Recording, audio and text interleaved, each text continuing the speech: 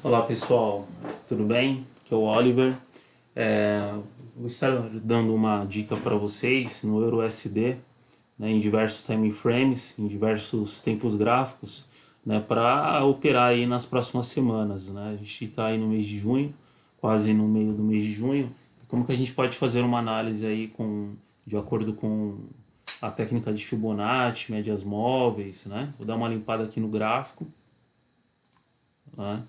E a gente vê, vamos colocar aqui no gráfico diário, e a gente vê aqui uma tendência de alta, né? Como que a gente pode operar ah, de acordo com a retração de Fibonacci, né? Se a gente colocar aqui para trás, deixa eu colocar aqui, ó. Suponhamos que aqui não tenha ocorrido ainda esse movimento para frente, né? Então eu traço Fibonacci de acordo com o movimento, né? Então se é um movimento descendente é de cima para baixo, né? Então aqui eu tracei, né? Então olha só o que aconteceu aqui. Vamos ver. Então, o que acontece com as retrações de Fibonacci, né? Se eu traço um movimento, então eu tenho essas retrações, né? A 23,6, a 38,2, a 50 e a 61,8. Então essas retrações, elas são, principalmente a 61,8 é uma retração muito forte. Então eu posso trabalhar com, é, por exemplo, se o movimento é descendente, então eu vou procurar vendas, né? Então nós vemos aqui, né? Logicamente a gente não vai colocar um gatilho aqui no em cima da linha de Fibonacci, sim, a gente vai esperar um sinal de venda, né? E como que isso ocorre, né? Nós vemos aqui que o preço não respeitou, né, a linha de Fibonacci no 23,6, não respeitou a linha de Fibonacci no 38,2, não respeitou a linha de Fibonacci no 50%, né? Só que aí o que aconteceu? O preço ele não teve força para romper a 61,8, né? Fatalmente o preço para na 61,8. E qual foi o sinal de venda? Justamente aqui, ó. Então aqui seria o nosso ponto de entrada, né? Então é um candle grande de venda e a gente entraria aqui. E onde que seria o nosso take profit, né? Onde que a gente sairia na operação?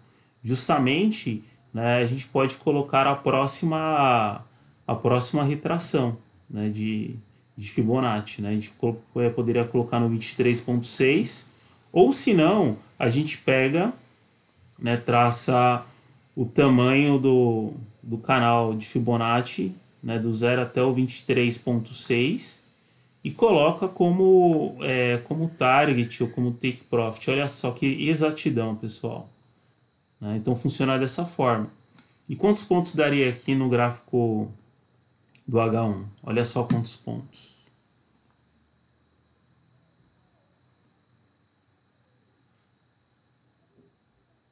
Isso daria 235 pontos. Quanto que isso daria em termos financeiros? Então vamos ver aqui. A gente colocar um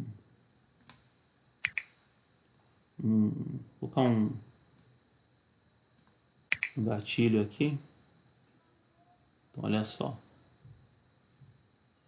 Se a gente trabalhar com lot cheio, isso daria US$ 2.334. Converte para o real hoje. Olha só como que é forte essa retração de Fibonacci.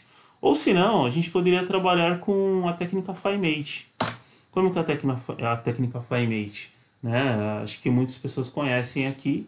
Né? Traçaríamos o canal, né? um suporte e uma resistência, né? A resistência, o suporte seria aqui mais ou menos, né, onde houve uma briga. Traçaria o tamanho desse canal, projetaria a minha zona neutra e colocaria um outro canal. Então, meu ponto de entrada seria aqui. Por quê? Acredita-se que quando o preço ele cai 2 níveis do seu canal, ele tende a ter uma queda livre. Então, quantos pontos também daria nesse trade, né? Daria aí mais ou menos 449 pontos, né? De acordo com a técnica FiMate. Tá, isso no D1. Isso pode ser aplicado em todos os time frames, tá? E também nós temos, deixa eu dar uma limpada aqui no gráfico, nós temos também a técnica do Larry Williams, né? A gente coloca aqui uma média móvel exponencial, deixa eu ver aqui, média móvel exponencial de 9.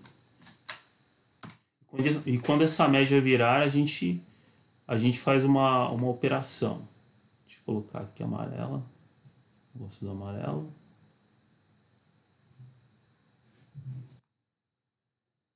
Beleza. Bom,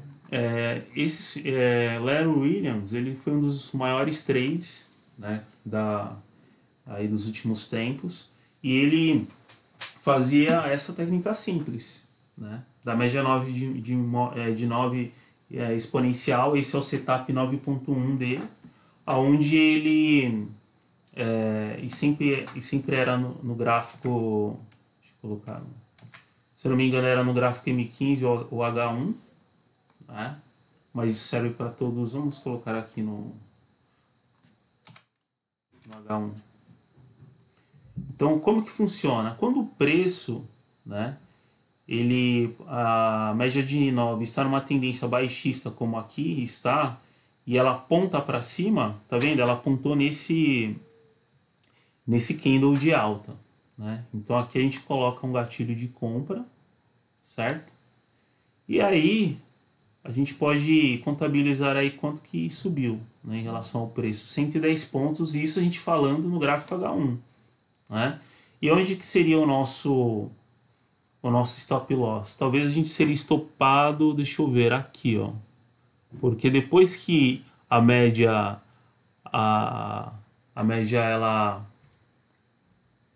o preço rompe a média, né, a gente coloca também, né, a gente coloca o nosso stop loss aqui e talvez esse candle, né, talvez estoparia a gente, né? Mas mesmo assim, olha só, né, quanto que daria de lucratividade.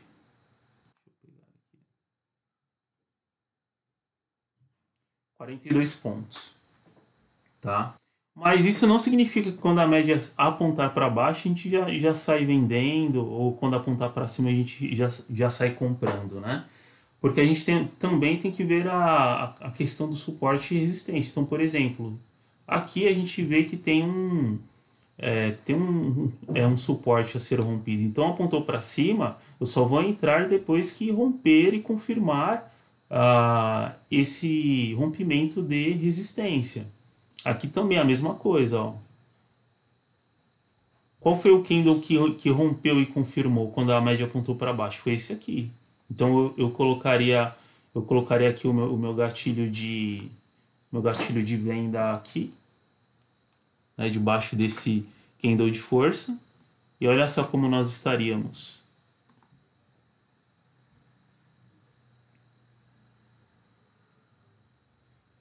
Estaremos com 96 pontos. Então é isso, pessoal, tá? Aí para essa semana, no gráfico D1, né, eu sugiro para vocês aí realizarem a operação deixa eu ver tudo. Com a estratégia Fibonacci, a gente vê uma tendência altista, traço o Fibonacci, eu costumo traçar as sombras, tá? Porque eu já tenho observado que o preço ele testa até a última sombra. Então, olha só como que ficaria, né? Quando o preço ele bater aqui na região, né, de 38,2, eu posso ver um sinal de compra, né? Quando ele bater aqui, a gente vê uma reversão, a gente pode entrar com uma compra no 50 ou até mesmo no 61,8. Então esses aqui são as linhas de entrada. Se romper o 61.8 e confirmar, isso significa reversão de tendência, principalmente se romper essa região aqui embaixo. Ok, pessoal? Boa noite, fiquem com Deus.